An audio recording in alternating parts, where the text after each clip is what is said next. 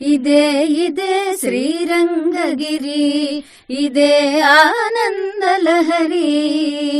ఇదే ఇదే శ్రీరంగగిరి, ఇదే ఆనందలహరి.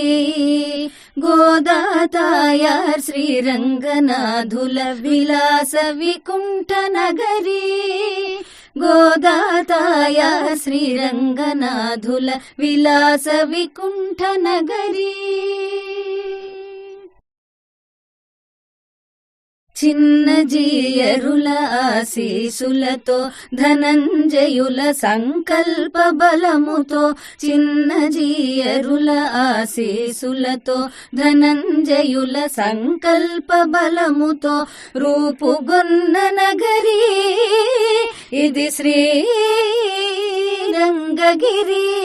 రూపుగొన్న నగరి. ఇది శ్రీరంగగిరి, సందర్శనానందకరి. ఇది శ్రీరంగగిరి, సందర్శనానందకరి.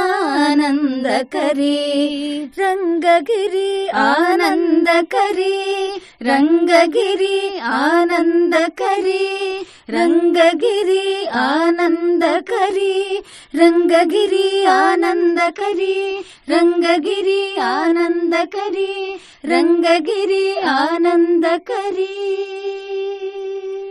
ఓం అస్మద్గురుభ్యో నమః.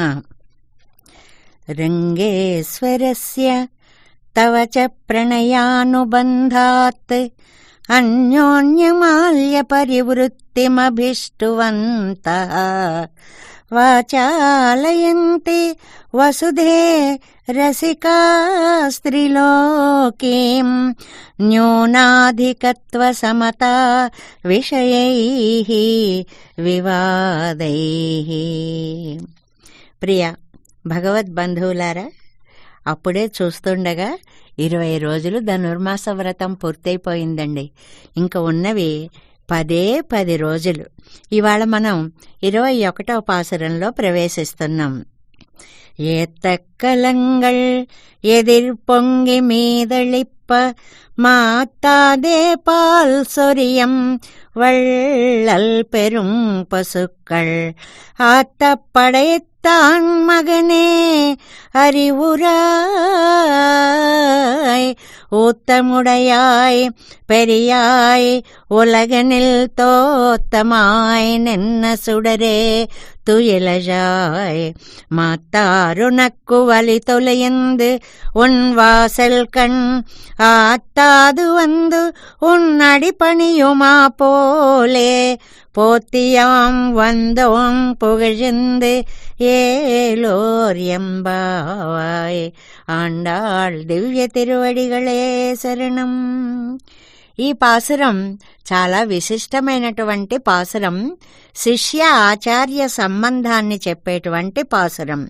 మామూలుగా పై అర్థం అక్కడ ఉన్నటువంటి గోవులు ఎంత గొప్పవి అంటే కుండలు పెట్టడమే ఆలస్యము, అలాగా చక్కగా పొదుగుల నుంచి పాలను స్రవిస్తూ ఉంటే పైనుంచి పాలు పడుతున్నాయా లేక లోపల కుండలో నుంచి పాలు పైకి వస్తున్నాయా అన్నట్లుగా ఎదిర్ పొంగి మీదళిప్ప అంటుంది ఆండాళ్ తల్లి.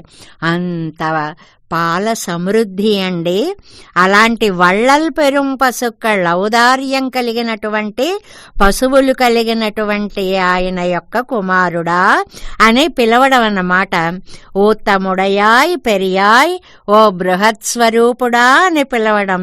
ఉలగనిల్ తోత్తమాయనన్న సుడరే లోకంలో తోచినటువంటి దివ్య కాంతి స్వరూప అని పిలవడం అన్నమాట. అందరూ కూడా నీ దగ్గరకు వచ్చి నిన్ను ఆశ్రయించినట్లుగా మేము కూడా నిన్ను వచ్చి పొగుడుతున్నామయ్యా అంటుంది ఆండాళ్ తల్లి పైన అర్థంగా చెప్పుకుంటే. ఇందులో శిష్యాచార్య పరంగా మనం చెప్పుకున్నాము అంటే ఎంతమంది ఆచార్యులు తమ శిష్యులని తమని మించిన వారిగా చేశారు అనేటువంటి విషయాన్ని మనం ఇక్కడ చెప్పుకోవలసి వస్తుంది. ఒక యామనాచార్యుల వారి దగ్గర నుంచి వచ్చామనుకోండి, 5 ఆచార్యులనే అద్భుతంగా తయారు చేశారు. ఆ 5 ఆచార్యుల విషయం తీసుకున్నామనుకోండి, భగవద్ రామానుజుల వంటి వారిని తయారు చేశారు. ఆ రామానుజులను ఆచార్యులుగా తీసుకున్నామనుకోండి, కూరేసులు మొదలైనటువంటి మహానుభావుల్ని శిష్యుల చేతిలో పరాజయం పొందాలి అని ఏ గురువైతే అనుకుంటాడో ఆయన చాలా ఉదార హృదయం కలవాడు అంటారు. అలాగా శ్రీభాష్యాన్ని రచించేటప్పుడు అయ్యో మొత్తం పుస్తకం చదవలేకపోయానే అని రామానుజులు అనుకుంటే, మీకేం పర్వాలేదు ఆచార్య, నేను ఆ పుస్తకాన్ని ఒకసారి చూశాను, మీకు ఎక్కడ కావస్తే అక్కడ విషయాన్ని నేను చెప్పగలను అని కూరేసులు అంటే రామానుజులు పొందినటువంటి దివ్యమైనటువంటి ఆనందం ఇలా మనం ఇక్కడ విషయంగా చెప్పుకోవలసి వస్తుంది అన్నమాట.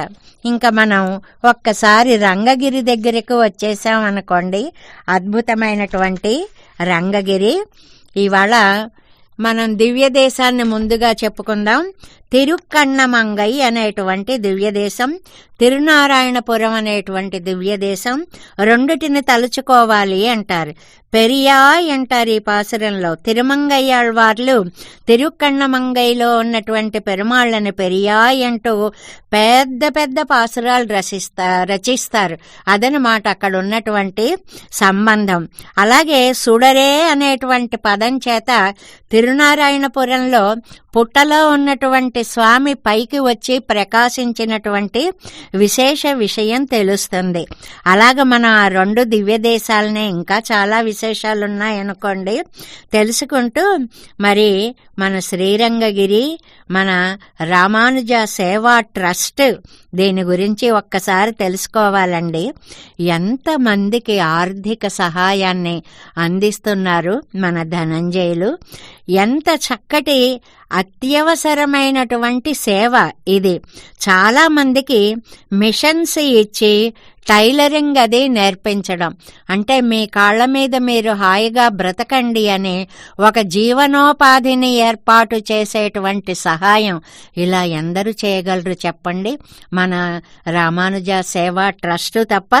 అలాంటి ట్రస్ట్ వల్ల జరిగేటువంటి ఆర్థిక సహాయంతో ఇవాళ ఎన్నో కుటుంబాలు చాలా ఆనందంగా జీవనాన్ని సాగిస్తున్నాయి.